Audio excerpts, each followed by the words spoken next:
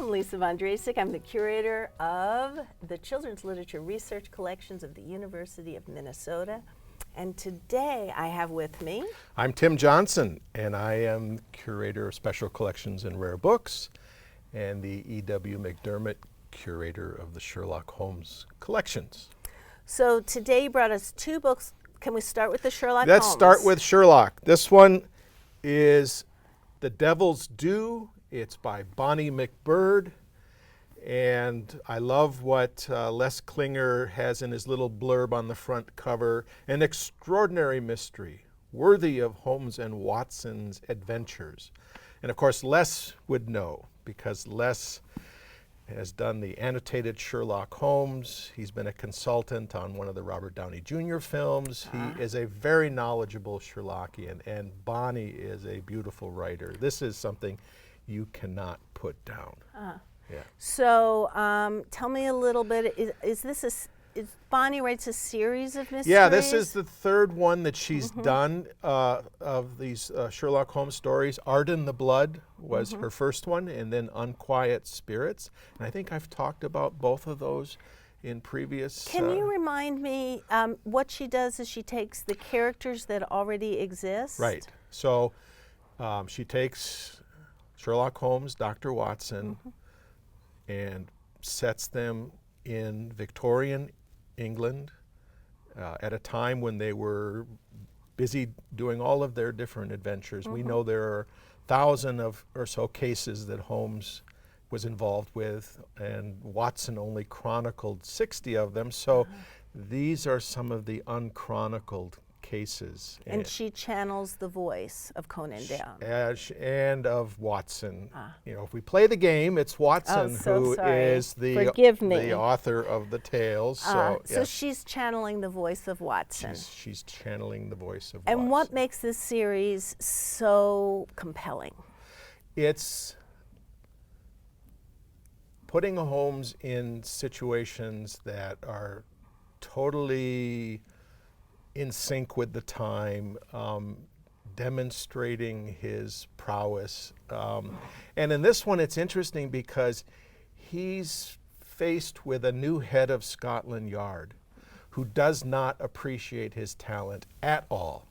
And this is, in some ways, this has a very contemporary ring to it, because the new head of Scotland Yard wants to make Britain great again. Oh my. And be gone, all of you immigrants. And so we see echoes of present day. We see echoes of present day, but it's set in a period where it's totally believable that this is another case from the locked box that Watson kept his notes. Found in a trunk, and here we go. Here we go. So one last thing I was going to ask about this book is, if you were a person who knows nothing about Sherlock Holmes, but you've been hearing that this would be a good book to read, do I need to be a Sherlockian to enjoy this book? No, of course not. You can enjoy this if Sherlock Holmes is just a name, or even not that. And it might bring me to the other tales. It might bring you to the originals and to Bonnie's other stories and stories that other people have written about Holmes and Watson as well. Yeah.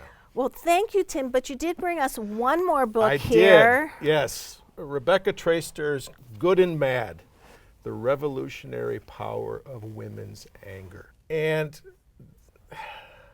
this is my actually second read through this book. I mean, it's not something that you would find in special collections or rare book collections. It's something you should find on your shelf at your local public library. The name Traister, to me, was known before I became aware of Rebecca's writing, because her father is one of us. I think he's now retired, but he was a curator of rare books in Pennsylvania. Rebecca's book has been informative to me in terms of how I developed one of the talks that I give as part of the First Friday program, which I've now taken on the road as kind of part of the Curator's Roadshow. because in that talk I talk about women from McCarthy and the 400,000 women who worked on the McCarthy. McCarthy, Eugene, this is Thank Senator you. Eugene McCarthy, who was a Democratic candidate for president in 1968. Thank He you. was on the campaign trail. And the Women for McCarthy was a huge part of that campaign, and in many ways planted the seeds that we now see documented and talked about in Rebecca's book. The anger that has come forth in terms of how women are treated in politics and everyday avenues of life. It's a righteous anger that's being employed, and so she's kind of documenting this, but also I think expressing her own anger at being shut down, being closed out, being Me Too'd. And I find it just such an informative book for me to understand, to get a glimpse and try to comprehend that depth of anger that then gets employed in changing us for the better. You know, Well, it's great that you're talking about a book like this because we're in the week of the revolution of women getting the vote. Yeah. And that 100 years ago, which seems long, long ago, but also feels like just yesterday, Yeah. that women were disenfranchised, 53% of the population. Yeah.